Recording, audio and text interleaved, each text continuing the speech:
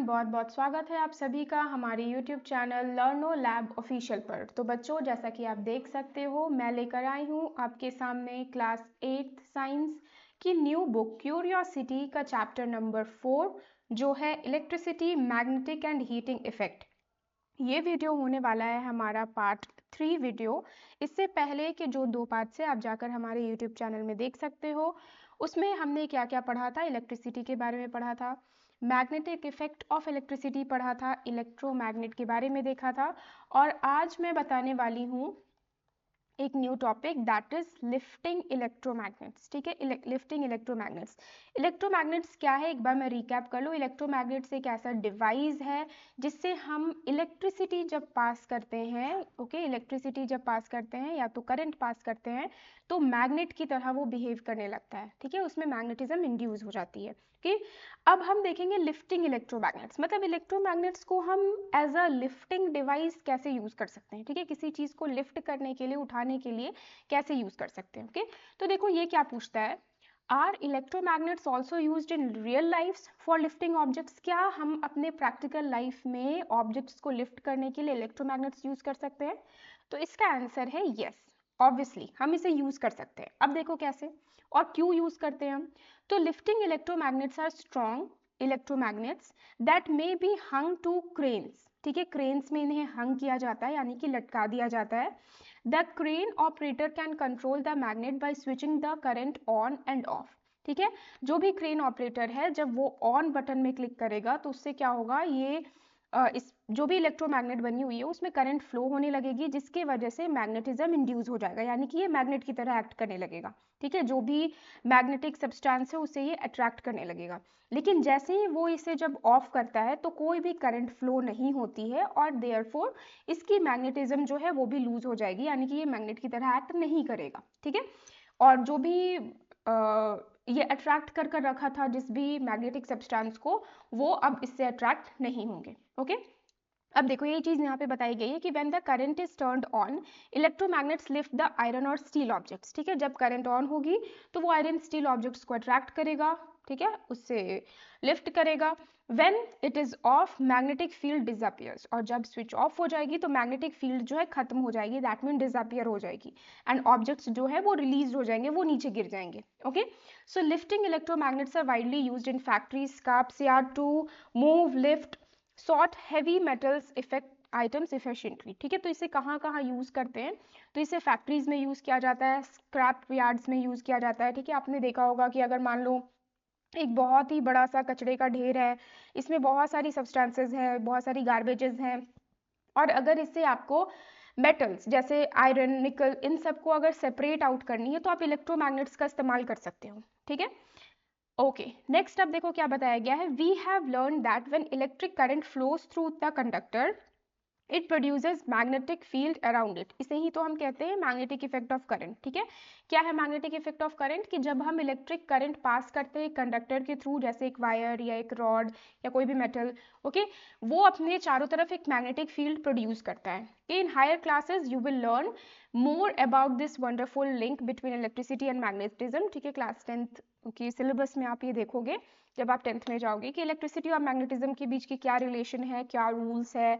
ठीक है, including the exciting ideas that just as electricity can produce magnetism, a moving magnet can also lead to N electric current. ठीक है, देखो काफी interesting बात यहाँ पे बताई गई है। अभी तक क्लास 8 तक आप क्या पढ़ते आ रहे हो कि इलेक्ट्रिसिटी जो है वो मैग्नेटिज्म को प्रोड्यूस करता है, लेकिन आप आगे ये भी पढ़ोगे कि एक मूविंग मैग्नेट जो होगा वो इलेक्ट्रिसिटी को भी प्रोड्यूस कर सकता है। Okay, so this deep connection between electricity and magnetism is vital in our daily life. Everyday life जो भी हमारे पीछे बहुत सारे वर्क हो रहे हैं उसमें ये सारी चीजें का रोल होता है। ठीक है, जैसे हमारे घर में क्या है, इलेक्ट्रिसिटी आ रही है, हम इसके बारे में उतना ध्यान नहीं देते कि ये कहाँ से प्रोड्यूस हो रहा है, किस तरह से इसकी जो पोटेंशियल डिफरेंस है, दैट इज वोल्टेज है, वो कैसे मेंटेन की जाती है, क्यों लाइट ऑफ हो जाती है, यानी कि पावर कट हो जाता है, क्यों पावर सप्लाई ऑन हो जाती है। तो ये सारी चीजें हम नहीं सोचते, लेकिन इसके पीछे का रीजन जो है वो यही सारी चीजें हैं। ठीक है, so as it forms the basis of many devices from electric motors to power generators। ठीक है, जैसे भी तरह से इलेक्ट्रिसिटी जनरेट होती है, डिस्ट्रीब्यूट होती है, तो उसमें इन दोनों का इंपॉर्टेंट रोल है। ओके, चलो अब यहाँ पे ये टॉपिक खत्म होती है, that is the magnetic effect of current जो है वो खत्म होता है। अब यहाँ से स्टार्ट होता है आपका heating effect of current. Okay, so heating effect of current हम पढ़ने वाले हैं।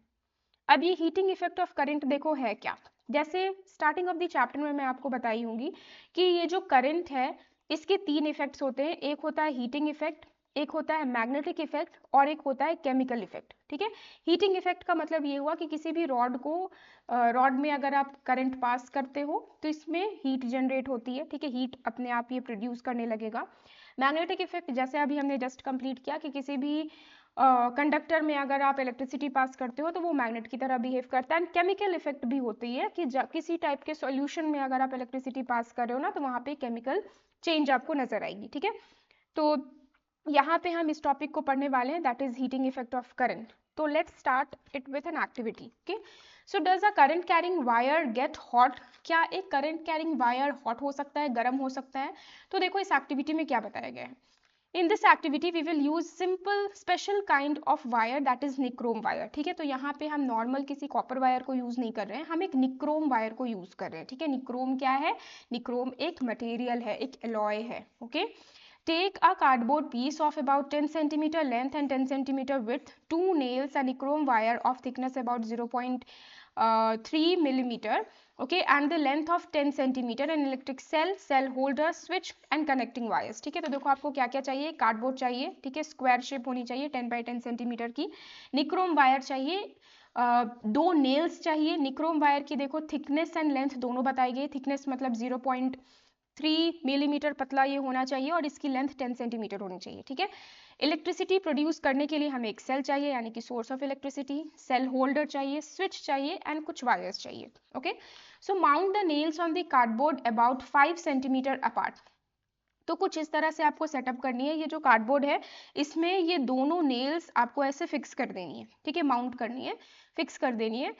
Next, tie the nichrome wire between these two nails and make the connections as shown. ठीक है, अब देखो आप देख सकते हो बीच में निक्रोम वायर आपको दिखाई दे रहा होगा, ये ऑरेंज से मैं शो कर रही हूँ, दिस इज निक्रोम वायर। ठीक है, तो इसे कैसे दोनों नेल्स में कनेक्ट कर दिया गया है। Okay, next, switch off position में भी हो, touch the nichrome wire, what do you feel? और ये सारी सेटअप भी आपको करनी है, दैट इज यहाँ से कुछ कनेक्टिंग वायर से आपको बैटरी यानी कि सेल कनेक्ट करना है और फिर यहाँ पे एक स्विच बनानी है। ठीक है, with the help of safety pin या कुछ और मटेरियल भी आप यूज कर सकते हो।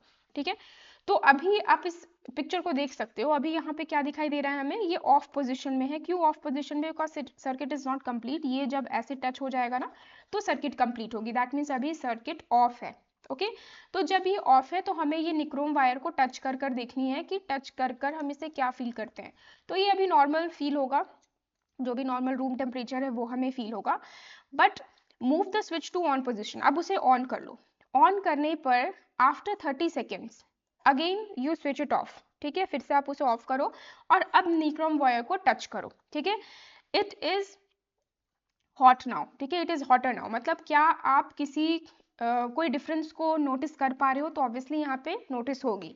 Next, repeat the last 2 steps to confirm the observation. उसके बाद 1-2 बार और आप रिपीट कर कर इसे चेक कर सकते हो। Okay, so you may have observe that nichrome wire feels warm when current is pass through it. जब हम इसे करंट पास करते हैं ना तो ये थोड़ा गर्म हो जाता है। ऐसा क्यों हो रहा है? So this happens because when electric current flows through any conductor, it faces some opposition और रेजिस्टेंस टू इट्स फ्लो। ठीक है, देखो हो क्या रही है यहाँ पे, जैसे ये मान लो वायर है, वायर के अंदर आप लोगों को पता होगा कि जो करंट है वो कहाँ से कहाँ फ्लो करता है, करंट ऑलवेज फ्लो करता है from positive to negative and, मतलब करंट इस डायरेक्शन में फ्लो कर रहा है। ठीक है, लेकिन करंट तो इस डायरेक्शन में फ्लो कर रहा है बट इसमें जो चार्ज पार्टिकल्स होंगे वो अपोजिट डायरेक्शन में फ्लो करते हैं। ठीक है, मतलब इस charge particle that means negatively charge होंगे वो इस डायरेक्शन में फ्लो करते हैं, तो इनके बीच में टकराव हो सकती है, दैट इज एक रेजिस्टेंस हो सकता है। रेजिस्टेंस का मतलब रुकावट हो सकता है। ठीक है, जैसे एक सिंपल एग्जांपल मैं दे रही हूँ, मान लो अगर एक रास्ता है, एक रोड है, अगर वो खाली है, ठीक है, मतलब वहां पे कुछ भी भीड़ नहीं है तो आप स्पीड में जा सकते हो। ठीक है, लेकिन वो काफी ज्यादा क्राउडेड है, ठीक है, बहुत ज्यादा क्राउडेड है, तो आपको थोड़ा स्लो जाना पड़ेगा। तो लाइक दैट ओनली यहाँ पे भी क्राउड ज्यादा होने की वजह से रेजिस्टेंस ज्यादा हो सकती है। ठीक है, now different conductors offer different levels of resistance to the flow of current. अब जिस भी अलग अलग टाइप का जो कंडक्टर होगा वो अलग अलग रेजिस्टेंस क्रिएट करता होगा, ठीक है।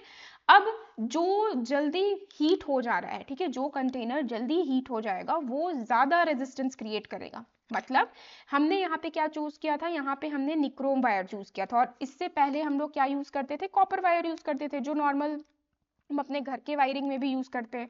लेकिन कॉपर वायर में क्या है, रेजिस्टेंस कम है, ठीक है, ध्यान से सुनना जो मैं बता रही हूँ। कॉपर वायर में रेजिस्टेंस कम है, रेजिस्टेंस कम है, जिसके वजह से ये जो हीटिंग इफेक्ट है ना वो भी कम ही होगी, वो भी कम होगी। लेकिन निक्रोम में क्या है, रेजिस्टेंस ज्यादा है, रुकावट ज्यादा है, जिसके वजह से हीटिंग इफेक्ट भी इसमें ज्यादा होगी। ओके, तो a nichrome wire for example offers higher resistance compared to the copper wire of the same size and same length, ठीक है, सेम साइज सेम लेंथ सब कुछ अगर हम सेम लें, लेकिन निक्रोम वायर में क्या होगा, वो रेजिस्टेंस ज्यादा होगा। Okay, so this resistance causes some of the electrical energy to convert into heat energy, ठीक है, तो इलेक्ट्रिकल एनर्जी जो है वो हीट एनर्जी में कन्वर्ट हो जाती है, और जिसके वजह से निक्रोम वायर जो है ज्यादा रेजिस्टेंस होने की वजह से वो ज्यादा हीट होगा। Okay, so when an electric current passes through conductor it gets heated, this is called heating effect of current, ठीक है। तो जब इलेक्ट्रिक करंट हम जब इसे पास करते हैं और वो हीट हो जाता है तो this is called heating effect of current. अब देखो जो भी मैं यहाँ पे मार्क कर रही हूँ ना ये आपके लिए काफ़ी इंपॉर्टेंट होगा, तो आप अपने बुक में इसे मार्क करते जाना। ओके, और इस डेफिनेशन को ज़रूर याद रखना कि what is heating effect of current. तो हीटिंग इफेक्ट ऑफ करंट क्या होता है कि जब इलेक्ट्रिक करंट किसी कंडक्टर से पास होती है तो वो जनरली हीट हो जाता है, this is called heating effect of current. Okay, hope आपको ये सब कुछ अच्छे से समझ में आ रहा होगा। फिर भी आपको अगर कोई डाउट हो तो आप हमें कमेंट कर पूछ सकते हो। नेक्स्ट है think like a scientist. Think like a scientist. This activity should be carried out strictly under the supervision of a teacher. Repeat this activity with 2 cells, ठीक है, जैसे हमने पहले भी देखा था कि अगर नंबर ऑफ सेल्स हम ज़्यादा लेते हैं तो करंट ज़्यादा फ्लो होती है, जिसकी वजह से यहाँ पे हीटिंग इफेक्ट भी ज़्यादा होगी। Okay, so for the same duration what does the wire heat up more, तो ऑब्वियसली ऐसा होगा the amount of The amount of heat generated is more in the experiment with 2 cells. अगर हम ज़्यादा number of sales लेते हैं तो जिससे ज़्यादा अमाउंट ऑफ हीट जनरेट होती है, जैसे हमने सेम चीज़ मैग्नेटिज्म में भी देखा था, ठीक है। This is due to the fact that the heat generated depends on the magnitude of the electric current, ठीक है, जितना भी इलेक्ट्रिक करंट ज़्यादा होगा उतनी ज़्यादा हीट की प्रोडक्शन होती है। ओके, नेक्स्ट है the heat generated in a wire depends on material. अब देखो ये काफ़ी इंपॉर्टेंट लाइन है कि हीट किस पे डिपेंड करेगा, ये जो हीट जनरेट हो रहा है ये किस पे डिपेंड करेगा, तो this depends on the material, ठीक है, ये मटेरियल ऑफ द वायर, कौन से मटेरियल आप ले रहे हो, जैसे कॉपर और निक्रोम का हमने डिफरेंस देख लिया, ठीक है, थिकनेस पे डिपेंड करेगा, लेंथ पे डिपेंड करेगा। ओके, एंड ड्यूरेशन, कितने समय तक ये करंट पास हम इसे कर रहे हैं, duration of flow of current पे भी ये डिपेंड करेगा। ओके, सो काफ़ी इंपॉर्टेंट लाइन है ये, आप इसे मार्क कर लेना।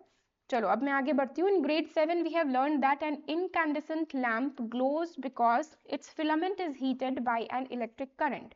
ओके, तो आपने इनकैंडेसेंट बल्ब देखा होगा, इनकैंडेसेंट लैम्प देखा होगा, ठीक है, ये कुछ इस तरह का बल्ब होता है। जब हम इसमें करंट पास करते हैं, ठीक है, suppose we are connecting it to a circuit, battery जो भी है, ठीक है, और जैसे हम इसे करंट पास कर रहे हैं तो जैसे जैसे करंट इसके अंदर फ्लो करता जाएगा, जैसे ही ये यहाँ पे पहुंचेगा, दैट इज इसके फिलामेंट में पहुंचेगा, तो ये चीज़ जो है ये हीट होने लगती है, ठीक है, ये सुपर हीट, बहुत ज़्यादा हीट होने लगती है, और जिसके वजह से आफ्टर हीटिंग इट ग्लोज, ठीक है, और इसी ग्लो के वजह से हम इसे बल्ब कहते हैं, दैट इज वो ग्लो कर रहा है, उसे लाइट निकलता हुआ दिखाई दे रहा है। ओके, अब देखो ये जो इसकी फिलामेंट है ऑब्वियसली ये किसी नॉर्मल सी मटेरियल से नहीं बनी हुई, ऐसा नहीं है कि कॉपर वायर हम यहाँ पे लगा सकते हैं, अगर कॉपर वायर लगाते तब तो चारों तरफ हमारे घर पे वायर है, सबके सब ग्लो होने चाहिए, सबके सब हीट हो जाने चाहिए, तो ऐसा नहीं है, ठीक है। रीजन, ये जो फिलामेंट हम यूज कर रहे हैं ये दूसरे मटेरियल का बना होता है, दैट इज टंगस्टन का बना होता है, ठीक है, this is made up of tungsten. Okay, चलो आगे अब देखो क्या है। Many household appliances such as electric room heater, stove, iron, immersion rods and water heater, kettles, hair dryer etcetera, और भी बहुत सारे आपसे अप्लायंसेस है, ठीक है, टोस्टर है, हीटर है, गीजर है, ये सब के सब हीटिंग अप्लायंसेस है, ठीक है। आप थोड़ी देर इसे कनेक्ट करते हो, इलेक्ट्रिसिटी उसमें फ्लो करवाते हो करंट से, तो फिर वो गर्म हो जाता है, ठीक है, जैसे रूम हीटर्स, ठीक है, जैसे ही आप स्विच ऑन करोगे वो गर्म हो जाएगा। स्टोव है, okay. Next iron, induction cookers जो आते हैं, इंडक्शन या अदर यूटेंसिल्स भी जो इलेक्ट्रिक तरीके से वर्क करते हैं, ठीक है, तो वो सब में क्या होता है, they works on the same principle of heating effect of electric current. Okay, so all this devices contain a rod और a coil that is called heating element. तो उसके अंदर जरूर एक हीटिंग एलिमेंट प्रेजेंट होती है जिसके वजह से वो हीट हो रहा है। Okay, in some appliances when this element is visible it can be seen glowing red hot. ठीक है, अगर हम उस एलिमेंट को देखें कि वो कैसे उसमें करंट पास हो रही है, तो हम ये देख सकते हैं कि वो रेड हॉट दिखाई देगा, यानी कि जलता हुआ, ग्लो करता हुआ दिखाई देगा। ओके, अब देखो ये बच्चा क्या कहता है, ओह now I understand why the incandescent torch lamp sometimes used to get warm when we did the activity of making it glow using an electric cell। ठीक है, तो incandescent bulb जो है, incandescent torch, अगर उसे आप टच करोगे ना तो वो गर्म भी हो जाता है after glowing for some time. Okay, so यही रीजन है। अब यहाँ पे आप कुछ डिवाइसेस देख सकते हो, काफी इंपॉर्टेंट है, इससे डायरेक्टली 1 मार्क्स का क्वेश्चन तो आपके कॉपी में होगा ही, आपके पेपर में होगा ही। ठीक है, कौन कौन से डिवाइसेस हैं जो इस पे वर्क करते हैं, इस प्रिंसिपल पे, हीटिंग इफेक्ट ऑफ करंट पे वर्क करते हैं, तो आपको नाम याद रखना है। रूम हीटर, ठीक है, ये जो स्टोव हीटर होता है, ठीक है, हीटिंग स्टोव जो होता है वो है। Next this is kettle, electric kettle, ये iron press, this is immersion rod, this is hair dryer, hair straightener, ये सब जो डिवाइसेस होते हैं, ठीक है, ये सब हीटिंग इफेक्ट ऑफ करंट पे डिपेंड करते हैं। ओके, नेक्स्ट है देखो, the heating effect of current is useful in many everyday appliances but sometimes it can cause problem। अब देखो ये यूज तो जरूर होता है, बट इस हीटिंग इफेक्ट, इस ये जो हीटिंग इफेक्ट ऑफ करंट की प्रिंसिपल है, ये प्रोसेस है, इससे प्रॉब्लम्स भी हो सकती है, जैसे energy loss in wires during transmission. अब देखो जैसे अभी हमने क्या कहा थोड़ी देर पहले, 2 मिनट पहले, आप देख सकते हो कि हमने क्या कहा कि अगर ये जो बल्ब है इसे अगर हम कंटिन्यूसली हीट करते हैं तो ये गर्म हो जाता है। ठीक है, हीट करते नहीं, मतलब करंट फ्लो करते हैं तो ये हीट हो जाता है, दैट इज ये गर्म हो जाता है। तो इसके गर्म होने से क्या फायदा, हमने बल्ब क्यों यूज किया है, ठीक है, why we are using bulb, ठीक है, टू गेट लाइट। ओके, हमें लाइट मिले, वो ग्लो करे, अंधेरे में उससे लाइट मिले, इसलिए हम बल्ब को यूज करते हैं। लेकिन इससे जो हीट की प्रोडक्शन हो रही है, क्या इस हीट को हम यूज कर पा रहे हैं कहीं, नो, यूज नहीं कर पा रहे हैं। सिमिलरली फैन, अगर आप फैन बहुत कंटिन्यूसली बहुत देर तक अगर चल रहा हो, उसे आप ऑफ करोगे, उसे टच करोगे तो वो भी गर्म हो जाता है। तो क्या इस हीट की कोई ज़रूरत है, फैन से हीट रिलीज हो, क्या इसका कोई ज़रूरत है, नहीं है। सिमिलरली आप दूसरे ऐसे और भी एग्जांपल्स ले सकते हो, जैसे अगर आप अपने मोबाइल फ़ोन को चार्ज कर रहे हो, या आपकी लैपटॉप अगर बड़े देर तक यूज़ कर रहे हो, या तो फिर कोई मोटर पार्ट्स है उसे आप बहुत देर तक चला रहे हो तो वो गर्म हो जाता है। तो रीज़न क्या है, reason is heating effect of current. लेकिन ये तो हमारे यूजफुल एनर्जी नहीं हुई, इससे क्या हो रहा है, इससे एनर्जी लॉस हो रहा है। तो यही कहा जा रहा है कि इस हीटिंग इफेक्ट की वजह से एनर्जी लॉस भी हो सकती है। सिमिलरली जब बहुत दूर से, स्टेशन से, सब स्टेशन से जब वायर्स के थ्रू हमारे घरों में, ठीक है, हमारे घरों में जब इलेक्ट्रिसिटी आती है तो इसमें भी ना जाने कितने ज़्यादा हीट प्रोडक्शन होती होगी, और उस हीट का कोई काम हम ये नहीं कर सकते, कोई यूजफुलनेस उसकी नहीं है, जिसके वजह से वो वेस्ट जाता है। Okay, next, over heating in appliances में cause damage to plugs and sockets where plastic parts में मेल्ट और इवन लेड टू फायर्स। ठीक है, कभी कभी ऐसा भी होता है, ओवर हीटिंग की वजह से शॉर्ट सर्किट भी हो सकती है। ठीक है, प्लग स्विचेस ये सब खराब हो सकते हैं, प्लास्टिक पार्ट्स मेल्ट हो सकते हैं। In household circuit there are safety devices placed in circuits to minimise such incidents. ठीक है, अगर ऐसा कभी हो तो हम जनरली फ्यूज का इस्तेमाल करते हैं। ठीक है, इसे हम क्या कहेंगे, इसे हम कहेंगे कुछ सेफ्टी डिवाइसेस। ठीक है, जो इस एक तो हो सकता है कि ये हीटिंग इफेक्ट को कम करे, दूसरा हो सकता है ये हमारे एप्लायंसेस को बचा सकता है। ठीक है, चलो आगे देखो क्या बताया गया, beyond house hold use heating effect of electric current has several industrial applications. ठीक है, घर पे तो हमने देख लिया इतने सारे डिवाइसेस हम यूज़ करते हैं in accordance with heating effect of current, लेकिन इंडस्ट्रीज में इसकी यूजेस क्या है, where specially designed high temperature furnace. ठीक है, फर्नेस मतलब एक बहुत ही बड़ा सा कंटेनर जिसमें इंडस्ट्रीज में कुछ स्टोर कर उसमें काम किया जा सके। ठीक है, it is use to produce heat. This is used to melt and recycle scrap steel, converting into usable steel. ठीक है, तो स्टील को मेल्ट करने के लिए इस हीट का हम इस्तेमाल करते हैं इन इंडस्ट्रीज। ओके, तो ये काफ़ी इंपॉर्टेंट बात बताई गई है। चलो अब यहाँ क्या है, the portable sources of electricity, portable मतलब जिसे हम कैरी कर सकें, वो क्या क्या है, सेल्स हैं, बैटरीज हैं, are so fascinating using these we could light up a small lamp, make a magnet और हीट अप अ वायर। ठीक है, तो ये छोटे जो सेल्स हैं, बैटरीज हैं, जिनसे हम एक्सपेरिमेंट्स भी कर सकते हैं, जिनसे हम छोटे मोटे डिवाइसेस को रन करवा सकते हैं, इनका यूजेस क्या है, they are called portable sources. आप ये भी याद रखो, पोर्टेबल मतलब जिसे हम कैरी कर सके, ठीक है, ईजी टू कैरी। और इसकी यूजेस क्या है, लाइट अप स्मॉल लैम्प्स, छोटे लैम्प्स को, टॉर्चेस को हम ग्लो कर सकते हैं, मैग्नेट बना सकते हैं, हीटिंग अप अ वायर, ठीक है, स्मॉल इफेक्ट हम ला सकते हैं, इससे स्मॉल अमाउंट ऑफ हीट हम जनरेट कर सकते हैं। Okay, so yes, but have you ever wondered what is inside these cells? अब इसके अंदर होता क्या है, इन सेल्स के अंदर, ये हम आगे देखने वाले हैं। ओके, तो आज के वीडियो में मैं यहीं तक बताती हूँ, नेक्स्ट वीडियो में मैं आगे बताऊंगी, दैट इज कि इन सेल्स के अंदर प्रेजेंट क्या होती है। ओके, तो अगर आपको ये वीडियो पसंद आई हो, आप इसे लाइक करें, शेयर करें और सब्सक्राइब करें हमारे चैनल लर्नो लैब ऑफिशियल को। Thanks for watching.